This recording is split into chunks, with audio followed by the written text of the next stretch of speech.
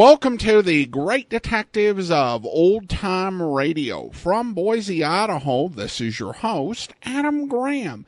If you have a comment, email it to me, box13@greatdetectives.net. Follow us on Twitter at Radio Detectives and become one of our friends on Facebook, facebook.com/Radio Detectives. Today's program is brought to you in part by the financial support of our listeners, and I want to go ahead and thank Lori for supporting us at support.greatdetectives.net. You can also become one of our ongoing Patreon supporters for as little as $2 per month. Just go over to patreon.greatdetectives.net. Well, now it is time for this week's episode of The Silent Men. The original air date on this episode is April the 9th, 1952, and the title is The University Fix.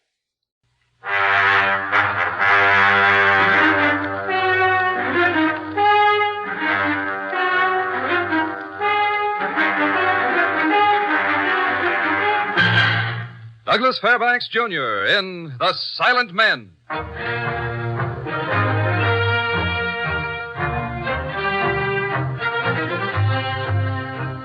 The National Broadcasting Company proudly presents Douglas Fairbanks' production of The Silent Men, transcribed stories of the undercover operations of the special agents of every branch of our federal government and their relentless fight against crime.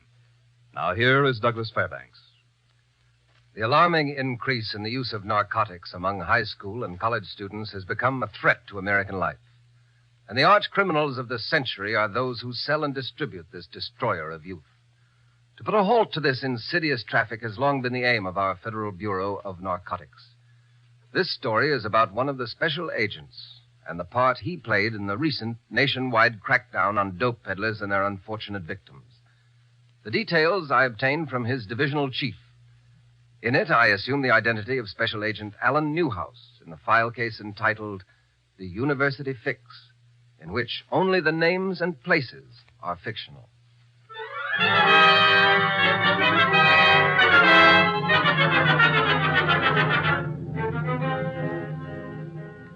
The orders for this assignment came in the form of a cryptic telegram from my chief.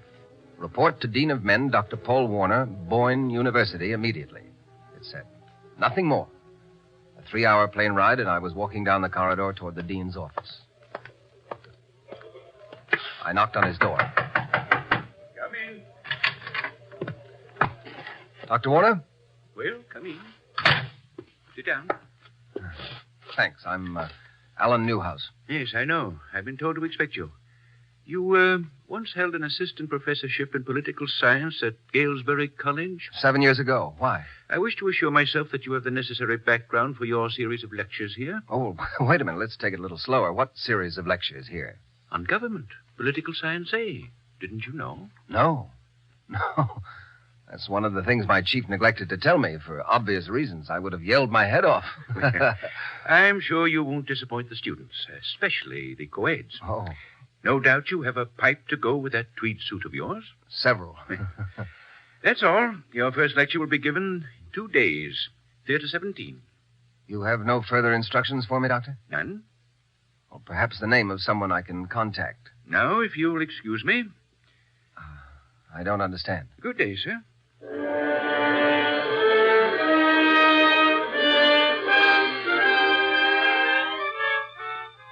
The dean gave me a scholastic bum's rush out of his office. But this didn't bother me nearly as much as the lack of specific instructions about my assignment here. I phoned Washington, but my chief was away. There remained only one thing for me to do, prepare for my first lecture on government. 2 days later, I was ready for the ordeal. I conclude this introductory talk with a few observations made by Whitelaw Reid.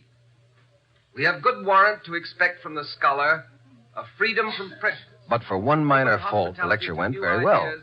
The only thing wrong was that nobody was listening to me. The girls had countless things to talk and giggle about. One of them, a good-looking brunette, considerably older than the other girls, I'd found particularly irksome. To always hear the other side. That will be all for today. The ordeal was over, and the students began filing past my desk. The noisy brunette, accompanied by a sallow-looking youth, stopped in front of me. Professor Newhouse, I just had to tell you how much I enjoyed your lecture. The girls are going for you, Prof. Yeah, well... This is discussion night at our sorority house, and if I could persuade you to come and talk to the girls... She means one at a time, Professor. Buzz. The girls would love to have you. See, just what I said. Now, if you two valedictorians will excuse me, The big brush, Margie. Let's go. I'll talk to you again, Professor. Soon. Delighted, I'm sure. Isn't he a doll? A little old, but a doll anyway.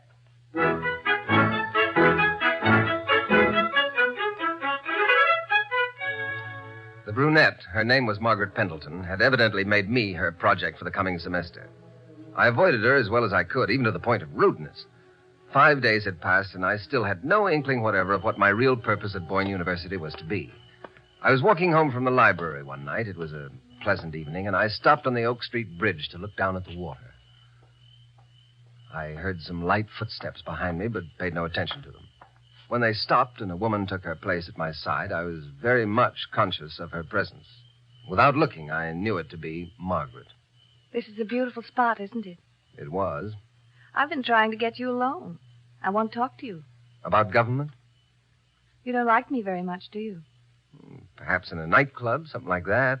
Your talent seems slightly out of place in a university. Oh, you're a mean, stuffy intellectual. No wonder you're still a bachelor. Good. Now, perhaps you'll turn your magic charms elsewhere. No. Let's go for a walk. I'll walk you right home. Somebody should have a talk with your parents. All right, Dad. Come on, let's sit down on this bench. I'm tired. No. Sit down. What? I said sit down. So this is what college is all about now, eh? Do they give degrees for this? That's better. Look, Miss Pendleton, Margaret. And may I call you Alan?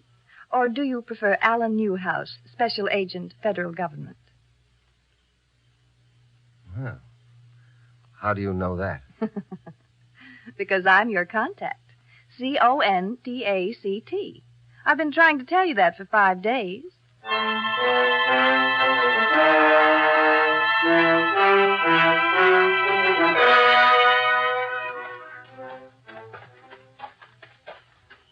Narcotics. Here at college. Uh-huh. Nearly 100 student addicts. 4 students selling the stuff. You mean to say these Sucked kids... in before they know what it's all about. Oh.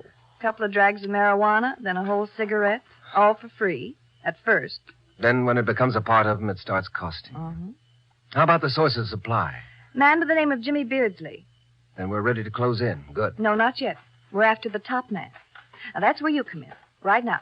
We're going to meet Jimmy. I've told him all about you. Like what? Like, the professor is a junkie. Me? A high-class junkie. Oh. This is my car.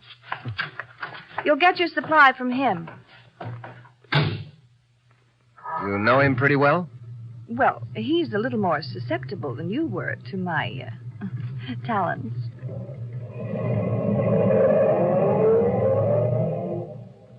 What kind of a guy is this Beardsley? Slum boy, makes good, acquires polish. Good-looking, virile. Had quite a case on Eleanor Warner, the dean's daughter. Is Warner's daughter mixed up in this, too? Oh, very much so. Poor kid got on the stuff. Her dad found out she's taking the cure someplace. Nobody knows where. It's enough to make your flesh crawl. Well, that's one of the reasons Jimmy wants to meet you. Oh. Figures you can find out where Eleanor is. He wants to know badly. Why? He wouldn't tell me. It'd be nice if I could find out. Yes. Oh, we're almost there now. Corky's Tavern. Oh, yes, Jimmy thinks you like me. Like me an awful lot. Well, on sober reflection, I think I can play that part very convincingly, you know. Well, this is the place. How come they put a girl on narcotics?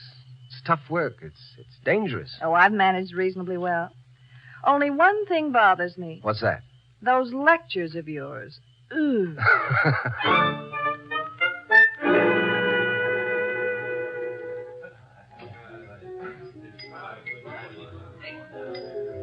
Over this way. You're in a bad way for a fix, don't forget. Yeah. Oh, sit down. Glad to know you, Professor. I'm Jimmy Beardsley. I should be jealous. You beat my time with Margie. Jimmy, Alan's in a bad way. Yeah, I notice he's kind of jumpy. Come on, Professor. You stay down here, Marge. Where are we going? I want to show you the view from one of the upstairs rooms. What do you teach the kids? Political science. No. I never got higher than the 6th grade myself. I probably make 5 times the salary you do. It's in here.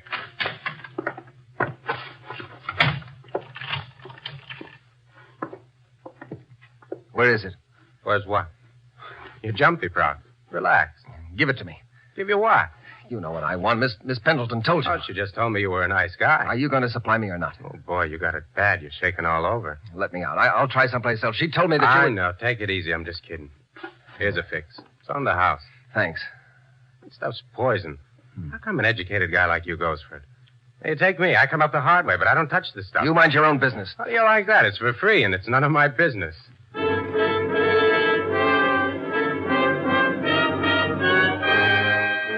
I went through the motions of making myself a fix, but instead I slipped the filthy little capsule in my pocket. Someday I hope to see it in court. Then I went back to an easy chair and sank down in it. Jimmy watched me for a few minutes, saying nothing. How is it, Prof? The fix in yet? This rude delight, this boisterous escape. Yeah, it's in. Are you with me, Professor? Yeah. No, you're not. You're on a big, fat cloud, sailing along. Exaltation. Sheer exaltation. Sucker. Listen, Prof. You listening? I'm listening. How'd you like a month's supply for nothing? I'd like that. You know Dr. Warner? Nadine? That crotchety, lemony... Yeah, that's him. Well, he's got a daughter, Eleanor. I gotta find out where she is. Are you with me? Infinitesimal specks that we are. I am with you. She's got something of mine. I gotta have it back. Just find out for me where I can reach her. Trinket? A token of love? A little book. I want it back. Then have it you shall. You find out where she is, and I'll keep you in stuff for a month. No charge. 30 swollen, pulsating days. Oh, what's the use? Come on downstairs.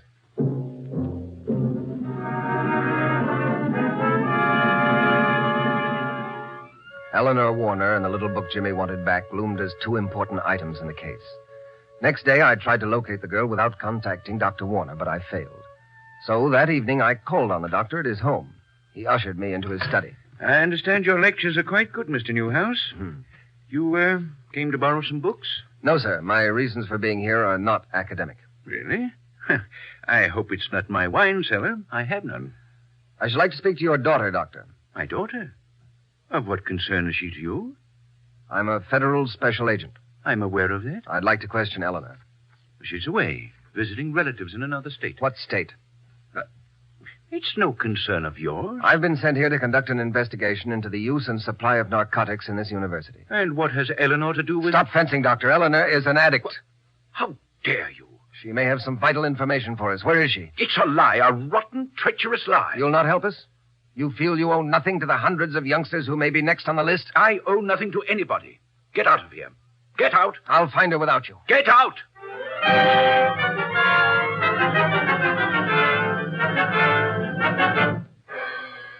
Dr. Warner was following the pattern set by so many parents. He felt that the sheer weight of his denials would remove the ugly problem, nullify its existence. I was determined to find the girl. I did. It took 2 days of searching inquiries, but finally I found the doctor who was treating Eleanor Warner. He had placed her in a nursing home in a neighboring town. I drove there early the next morning.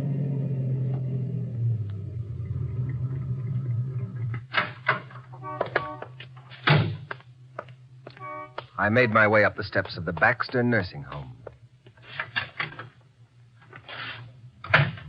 Well, what's on your mind, young man? I want to see Eleanor Warner.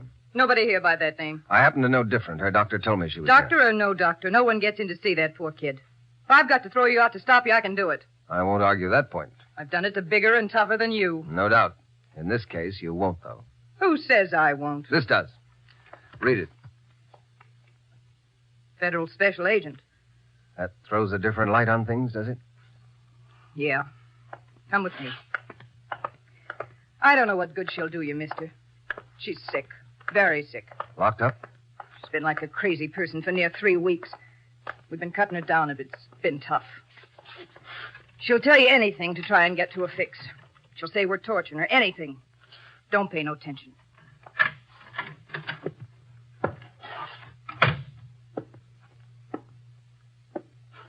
I stood over the girl. For a minute, I thought she was asleep. Then she turned and sat up suddenly. Where is it? Quick. Hurry before she comes in. I didn't bring anything, Eleanor. Oh, you're kidding. Where's the fix? Give it to me. I haven't got a fix. Jimmy sent you here, and he didn't send me anything? Wait till I get out. I'll kill him. He didn't send it. You. Couldn't you get me some? Just a little bit, please. Please. I'm sick. So sick. Nobody loves me. You are sick, honey.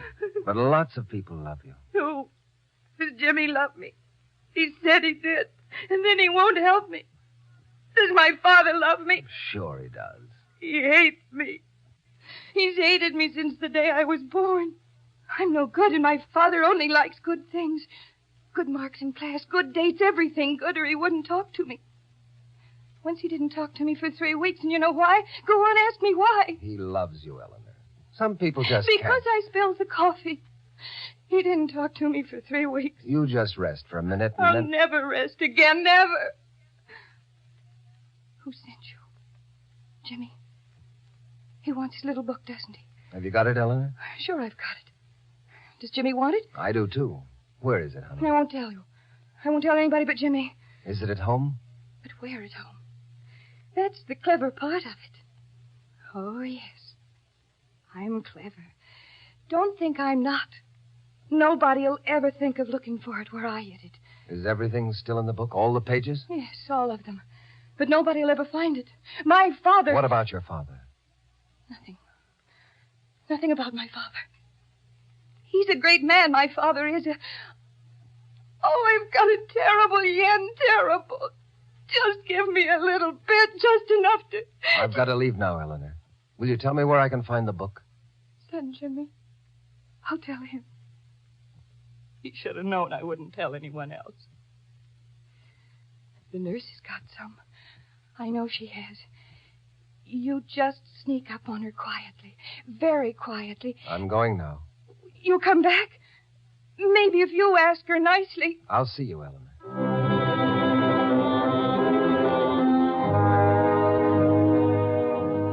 It made me sick to see the signs of decay on the girl's face.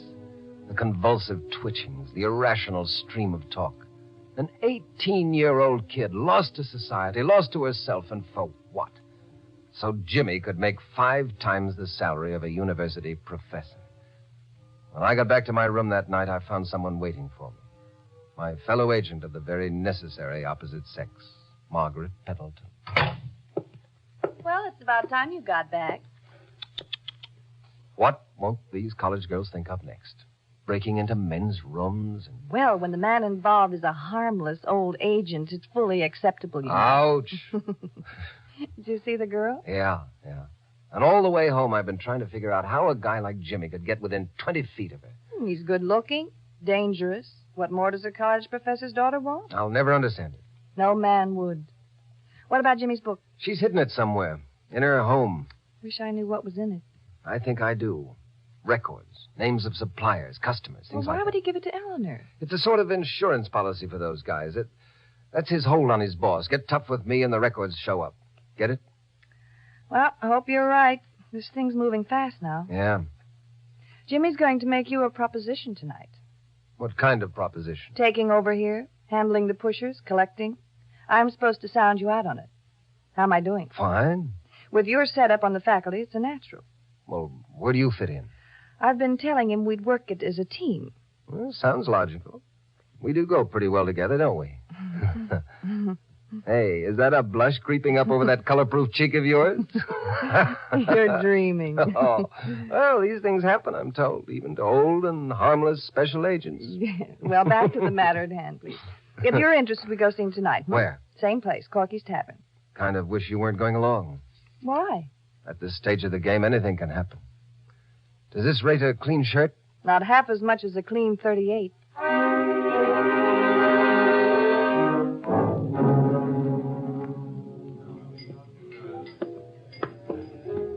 Corky's Tavern offered refuge to only a few spenders this evening. Jimmy Beardsley occupied a table all by himself. Not far away from him, an elderly couple seemed to be enjoying a night out.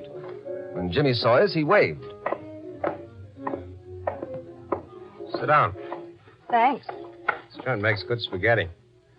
Hey, Arnold, 2 spaghettis. All right. I had mine already. I got tired of waiting. Where you been, Professor? Some research in the library. Listen to him. Research in the library. And, Margie, you told him about the deal? Vaguely. You interested? Well, I don't know enough about it. It's a cinch, and I'm letting you in on Margie's account. We've been good friends, haven't we, Margie? The best. She's got character and good head for business. Hey, how many pops do you take a day, Professor? 4. And $5 a cap, that's $20 a day. How much is that a month, Margie? $600. Yeah, well, how'd you like to get all that free and some money besides? Well, there are risks, many risks. In this town, you kidding? It's just like running a soda fountain. 3 cops for 6,000 people, and that don't count the college students. What would my duties be? Well, it's simple. My job is to build up a territory, and then I move on. Leave somebody to run it and go and open up a new district. Margie thinks that between the two of you, you could handle it. A man brings in supplies every couple of weeks, so we don't have to keep too much on hand. That's right. What's in it for me? Now you're talking. Well, we deliver the goods and charge you a fair wholesale price. You resell it, and the profit's yours. I don't know. I could use some money. You too, Alan. It's going to take some cash for the stuff on hand. How much? About $700. You got that much? We'll get it. Who supplies us? Well, you'll get to meet him. Don't sound so scared. Just like any other business, you got a product, people want it. That's all. It's just figures on a piece of paper. Yeah, well, I'll think about it. Sure. Oh, yeah, no welching on your account with the boss. In this game, you'll only welch once. Just once.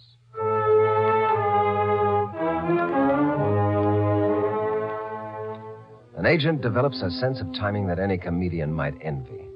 It's a sort of intuitive yet rational realization that the end of your case is in sight. One way or another, win or lose, I knew it was going to happen soon. Although it was past 11 o'clock by the time I got Margaret home, I took a walk to Dr. Warner's house. A light was burning in his study. I walked up the steps and rang the doorbell.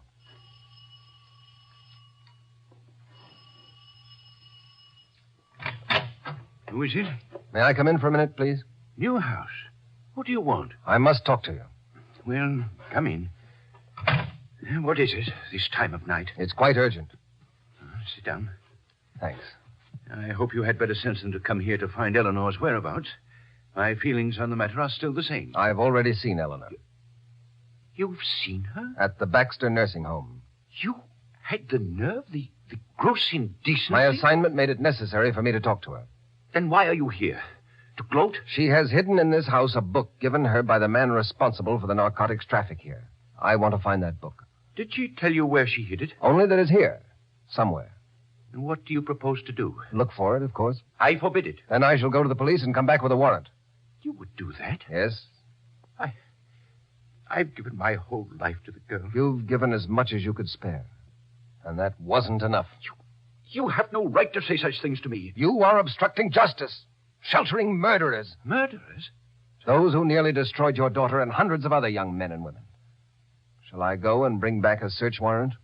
No, You may do as you please. I'm going to my room. Good night, Mr. Good night.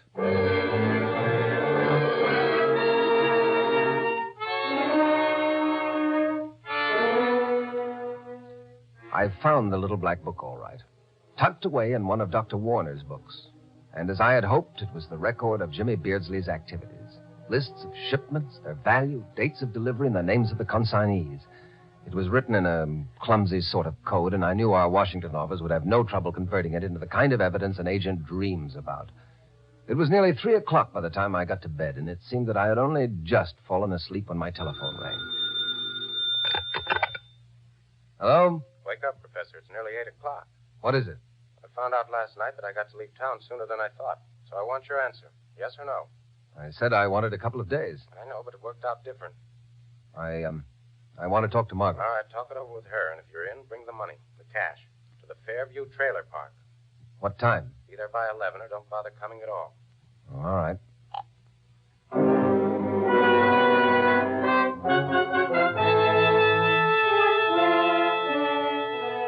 I called Margaret, and after we picked up $700 worth of marked money, we drove out to the Fairview Trailer Park.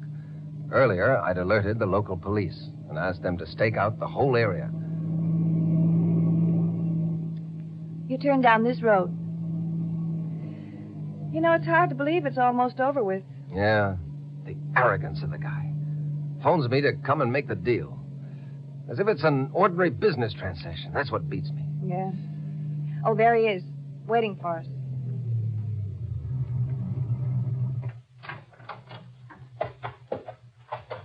Hiya. This way. This trailer. Now, wait till you see inside. This the boss's? Yeah, he's on the move all the time, so he covers the route in the trailer. Like a milkman, eh? Yeah, something like. Ain't this a beaut? Sure is. Another couple of years, and maybe I'll have one like it. Come on, sit down. Well, where's, whatever his name is? I'll be with you in a minute, folks. He's shaving, I guess. I want to tell you guys something. Burke's a good guy. He's on the level.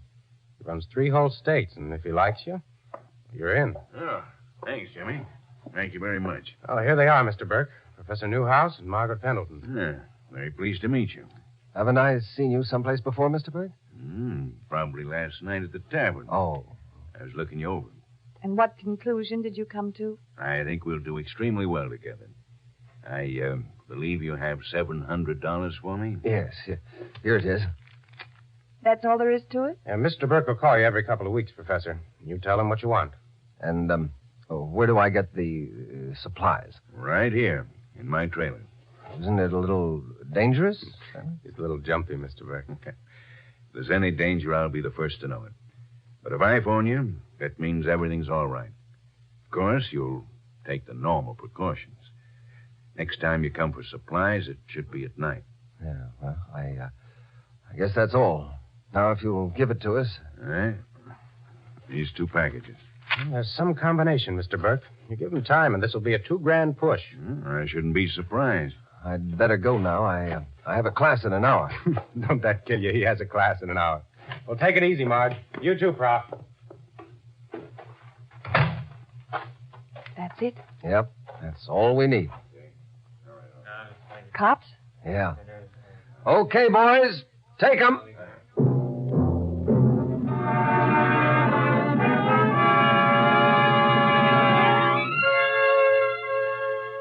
Not a spectacular finish, but a good, conclusive one. And that same week, in January of this year, 5,000, yes, 5,000 arrests were made in the biggest narcotic cleanup this country's ever known. Who knows, maybe we finally put a dent in the organization whose special aim seems to be the mass murder of our kid brothers and sisters. And oh, yes, there's quite a sequel to this story. Both Margaret and I were deeply involved in it. You think you'd like to hear it? All right. Listen. I do. I do.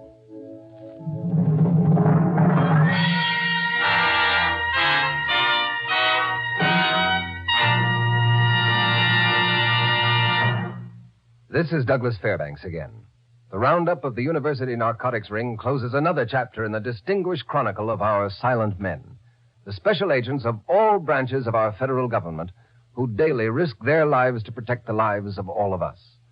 Next week, we'll tell you the story involving highly secret reports on guided missiles in the file case entitled The Torch, another venture undertaken for our protection by the Silent Men.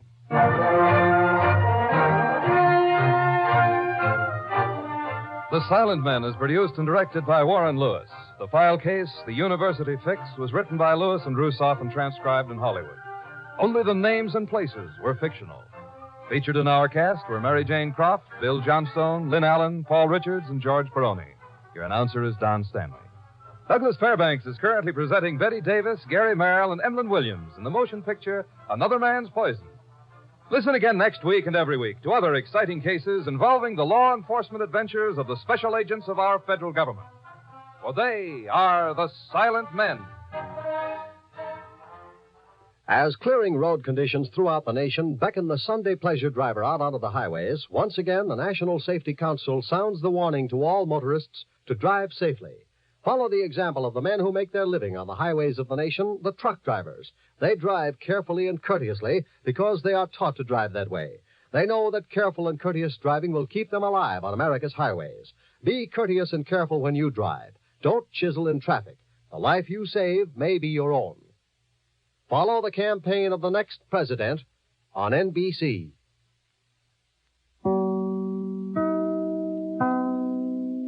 Welcome back. This definitely comes from another time. I don't think that anyone is shocked by the idea that there are university students hooked on drugs. And of course, the issue goes deeper than a single bust. I think it's always a really dubious policy for a pusher to have someone who is addicted to the drug sell it.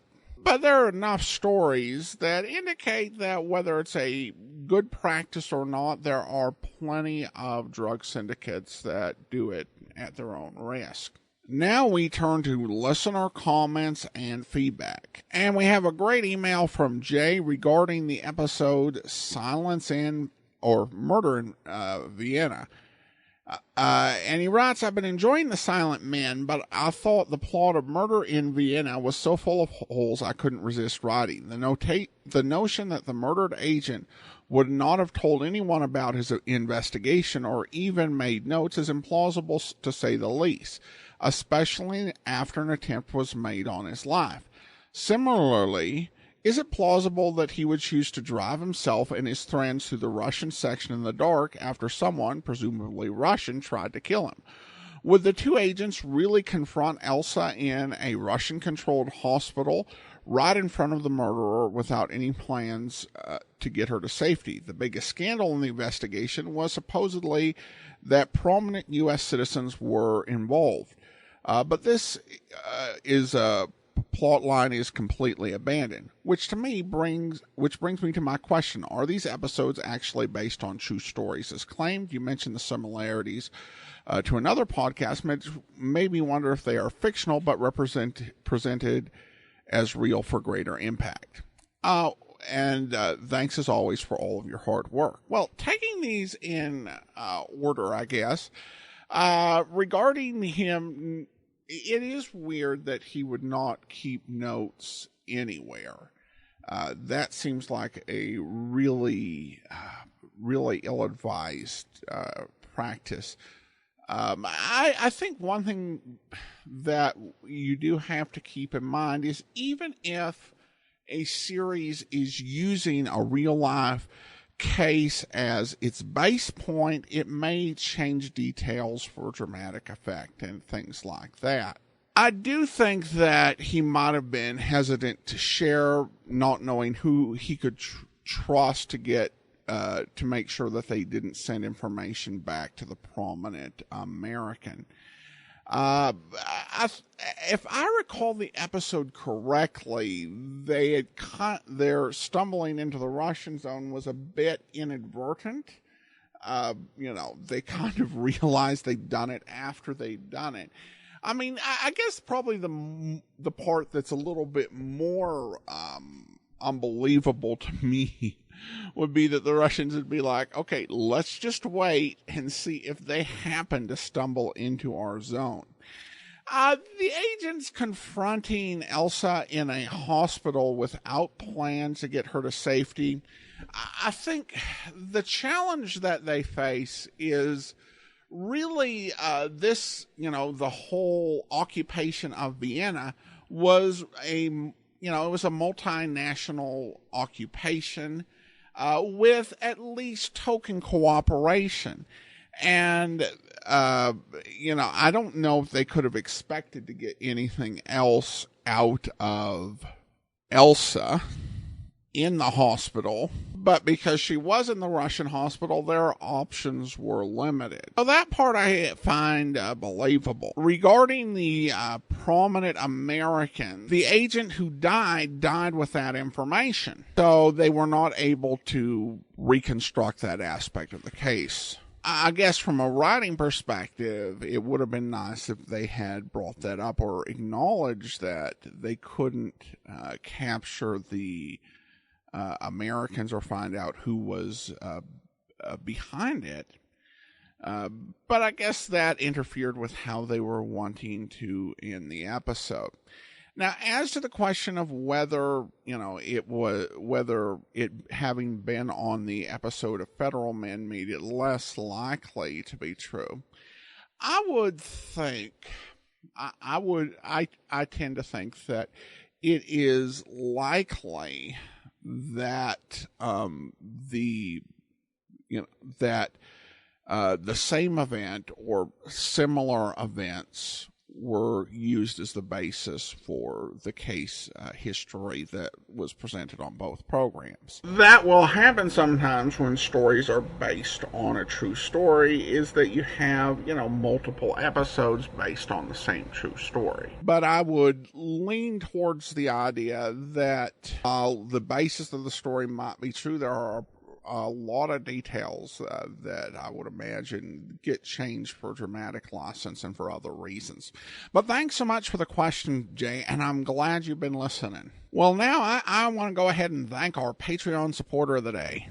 Thank you to Mick, Patreon supporter since June 2015, currently supporting the show at the rookie level of $2 or more per month. Well, that will do it for today. Tomorrow, we're celebrating 3,500 episodes with a special. And then, of course, we have our vacation week, but we will be back in 2 weeks with another episode of The Silent Men. And a special encore presentation, of course, we will have next Saturday. In the meantime, do send your comments to box13@greatdetectives.net. Follow us on Twitter @Radio Detectives and become one of our friends on Facebook, facebook.com/Radio Detectives. From Boise, Idaho, this is your host, Adam Graham, signing off.